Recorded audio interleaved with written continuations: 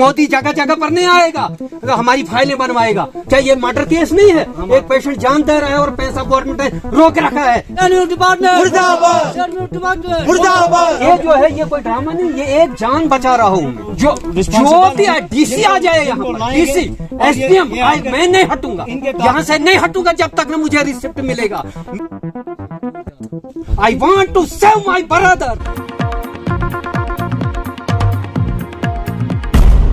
अस्सलामुअलैकुम, आप देख रहे हैं चिनाब टाइम्स और मैं हूं सागर भट्ट। अभी भलीसा चंगा की पंचायत गुड़ेखड़ा में मौजूद हूं और ये जो आप मेरे पीछे लोग देख रहे हैं ये यहाँ पे प्रोटेस्ट कर रहे हैं काफी दिनों से। इनके जो मामलात है वो अभी तक एडमिनिस्ट्रेशन की जानिब से हल नहीं हुए हैं। क्या मामलात है इनसे जानने की कोशिश करेंगे। लोग जो जिनने यहाँ पे शेड वगैरह भी बनाया इनसे बातचीत करने की कोशिश करेंगे और जानने की कोशिश करेंगे क्या मामलात है इनके।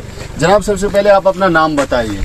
जनाब मेरा नाम है शाह मोहम्मद शेख, मैं गवर्नमेंट सर्विस करता हूँ, हमारे मैं फोर्स में हूँ, CRPF में सर्विस करता हूँ और मैं छुट्टी आया हूँ ये प्रॉब्लम हल करने के लिए कि मेरा भाई आशिक हुसैन शेख वो 4 महीने से बीमार पड़ा हुआ है, वो सौरा में एडमिट है 4 महीने से। तो तकरीबन 2 साल हो गए, 3 साल हो गए ये जो रोड है ये उसकी जमीन में आ गई और हमारी भी आई है, पूरी गांव की जमीन है। फाइल नहीं बना रहे हैं इसकी फाइल। पहले मैं थोड़ा इसका बैकग्राउंड बताता हूँ भाई की कि वजह क्या हो गई है। उसकी जो इनकम है वो बंद हो गई, रोड निकलने की वजह से उसकी इनकम बंद हो गई। उसके बाद उसने वो काम भी करता था, कहीं लोन वोन निकाला, 2 बैंकों से लोन निकाला है, 8-10 लाख उसने लोन निकाला। किसकी वजह से? जमीन गवर्नमेंट के कब्जे में चली गई, मलकियत आशिक हुसैन की जमीन मलकियत गवर्नमेंट ने मशीनें लगा के बर्बाद कर दी और वो आ गया कर्जे में। जो कर्जे में आ गया तो उसने क्या किया, उसने लोन लिया, वो लोन पेंडिंग है।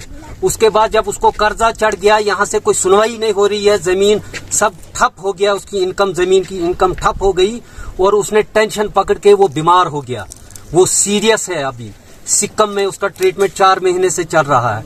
उसका जो ट्रीटमेंट है मेरे पास सब प्रूफ है, बिल है, 5 लाख तक चला गया।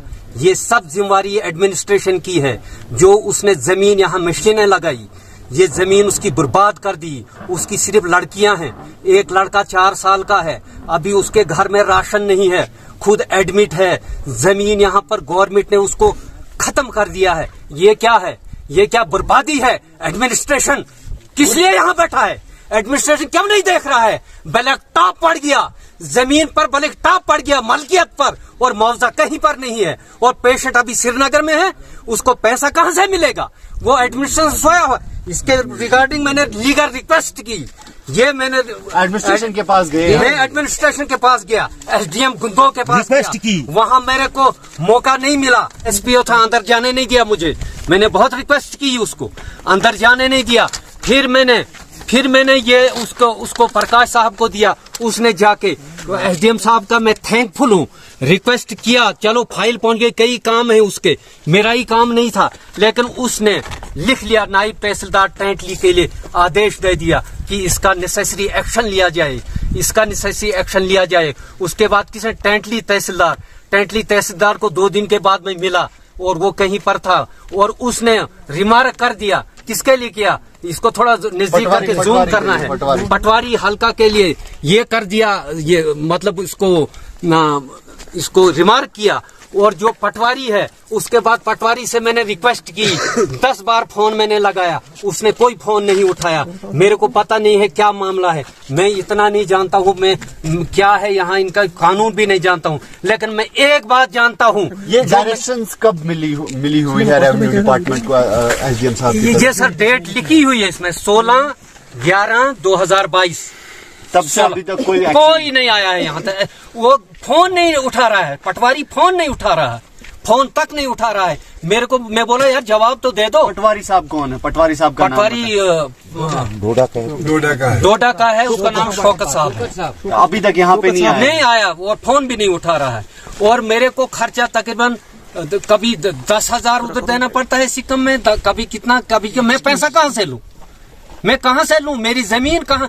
जो मेरे भाई की जमीन है, इसका मुआवजा जब तक नहीं बनेगा, इसकी फाइल जब तक नहीं बनेगी, ये शेड नहीं उठेगा। जब तक मेरी छुट्टी है, जब तक मेरी छुट्टी है, मैं यहाँ पर हूँ, मैंने बिस्तरा लगाया है, कोई भी एडमिनिस्ट्रेशन आएगा तो मैं यहाँ रहूंगा। और मैं अभी डीसी साहब के पास भी जा रहा हूँ, डीसी साहब क्या करते हैं, उसके बाद एलजी सिन्हा साहब से भी रिक्वेस्ट करूंगा जाकर कि मेरा ये मामला हल करो, एक जान बचाओ, एक जान बचाओ।